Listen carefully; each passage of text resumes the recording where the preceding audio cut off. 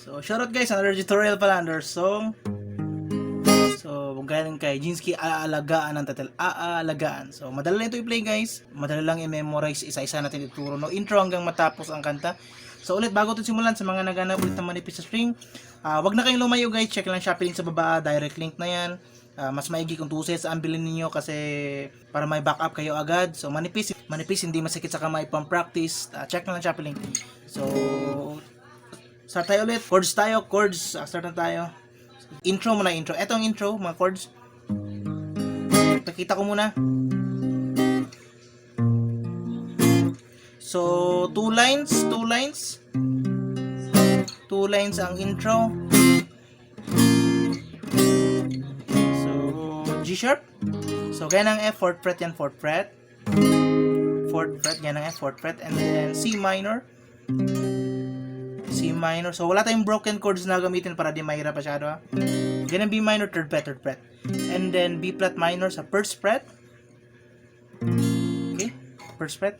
And then, E flat sa 6th fret. E flat. And then, yan ang first line. G sharp, C minor, B flat minor, then E flat. And then, second line ay C minor. Then, F minor. So, F, remove ito isa. F minor, F sharp minor, 1st fret, 1st fret. And then, ganito. So, B flat minor, C minor, and then C sharp, 4th fret, C sharp, and then E flat, yung kanina. Okay? So, play natin na kasama ang string pattern, and then ang string pattern, plucking pattern to. Ganito lang guys, para madali, 3 string ganito pa ba, pluck, pluck, pluck. Okay? So, kada chord ay ganito ang gagawin nyo. Pluck, pluck, pluck, strum. Okay? Kada chord, ang first ng mga strings, galing taas. Ganito. G sharp. And then C minor. So, dito naman, kasi C minor na. So, first 3 strings sa taas, okay? Ulit. First line, first play natin na. Pluck, pluck, pluck, down. Then, B pluck, pluck, pluck, down, then E flat, pluck, and then C minor, second line, then F sharp minor, and then dito down lang, down, and then verse. So, ulit play natin ang buong intro. Tandaan nyo lang yun na first 3 strings sa taas, tatlo, pluck, and then strum, okay? So, play natin intro. Pluck, pluck, pluck, strum. Pluck, pluck, pluck, strum. Okay? Pluck, pluck, pluck. Then E flat. Then C minor. Intro to, F minor. Then down, C sharp. E flat. Then verse. So, verse tayo. Yun ang buong intro, verse tayo. So, halos yun pa rin mga chords. First verse, plain lang natin. Yan pa rin G. Pero this time, apat. G sharp, C minor, B flat minor, at E flat. So, play natin twice ata sa verses. Tapos nun, tapos ng intro, and verse, yun pa rin. Hindi ko madali, dito na. Okay? So, twice.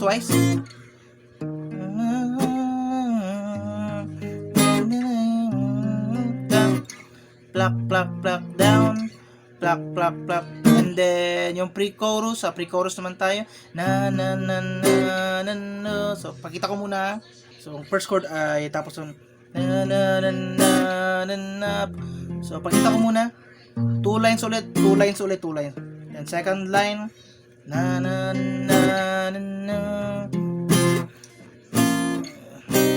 So, C minor, F minor, and then B flat minor, and E flat. Yan ang first line. Then, second line, C minor ulit. Then, F minor ulit. Then, dito yung down, C sharp. Okay, so B flat minor, C sharp, C minor, C sharp, then E flat. So, play natin ulit bago ang chorus, pre-chorus. Pluck, pluck, pluck, pluck, down. Pluck, pluck, pluck, down. C, E flat. Second line. Pluck, pluck, down. Pluck, pluck, pluck, down. Then yung down. Then, gaan ka. Then chorus naman tayo dito, chorus. Tapos noon, chorus na pakita ko muna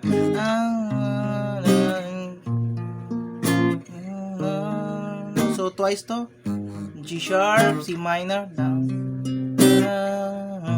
then E flat, then twice yan, and then C minor, yung gaya ng intro, minor, then B flat minor, then ulit. So mga chords nasa screen naman. Then down, down, C sharp, E flat. Okay. So yun naman chords ng chorus. Twice to. And then ang third line, yung sa intro, verse pala. Ay pre-chorus, sorry, pre-chorus.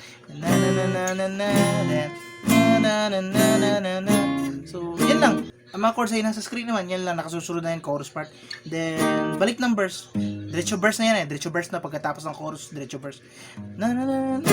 So, ulit-ulitin lang guys. Ulitin lang ang verse, and then pre-chorus, and then ang chorus. And then outro naman, pagkatapos ng last chorus, play natin ang ending ng last chorus, second chorus. Then, outro, ito lang mga outro, chords. Yeah. So, ito lang chords ng outro. Twice lang. G sharp, C minor, C sharp, G sharp. So, madali lang i-memorize. Susunod na yung intro, verses, pre-chorus, at itong chorus, at itong outro. So, ulitin nyo lang kung meron kayo na miss. Madali lang naman tandaan, di ba? At ulit, wag na kayong lumayo guys sa mga naganap ulit na manipis na string. Meron Shopee link sa baba. Manipis ito, hindi masakit sa kamay pang practice. Mas maigi 2 sets ang bilhin nyo guys para may backup kayo agad in case na maputol ang first or second string. Napapansin ko kasi itong dalawang unang napuputol. Manipis ito hindi masakit sa kamay pang practice. Ang dito mo ng video natin, double check lang kung meron kayo na miss na part. Dito mo na.